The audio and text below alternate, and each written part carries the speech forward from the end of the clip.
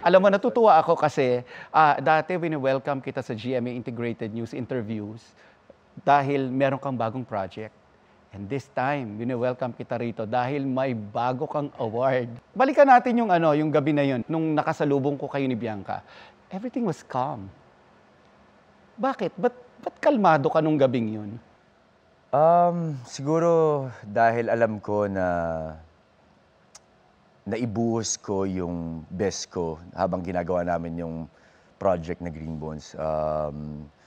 Hindi siya naging madali. I prepared for this project na talagang binuhos ko buong pagkatao ko.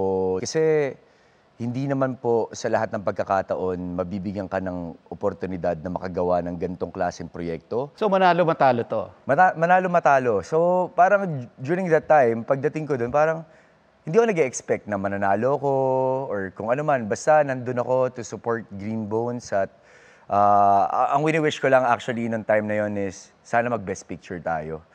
Because dun ako naniniwala na magbe-best picture tayo. When you received the award at nagbigay ka ng speech mo, was that, prepare mo ba yung speech na yon? Hindi po. Hindi talaga? It was very heartfelt. Yeah, because I guess ang tagal ko po siyang inipon. May mga pagkakataon ko Nelson, na talagang susubukin ka. Pero kung iisipin mo lahat ng struggles na pinagdaanan mo bago ka makarating doon, so parang doon mo marirealize na, bakit ngayon pa ako susuko? Ayoko rin syempre biguin yung mga taong naniniwala sa akin. Yun siguro yung nagsilbing gasolina sa akin to work harder. Parang iniisip ko siguro ng una, di ako maapektuhan dyan, kaya ko yan kasi syempre di naman lahat ng mga sinasabi nila totoo. Pero hindi ko alam na naaapektuhan pala ako deep inside. At yun yung nagsisilbing motivation sa akin, not just to prove myself to them, but also to prove it sa sarili ko na deserving ako para sa lahat na natatanggap ko ngayon.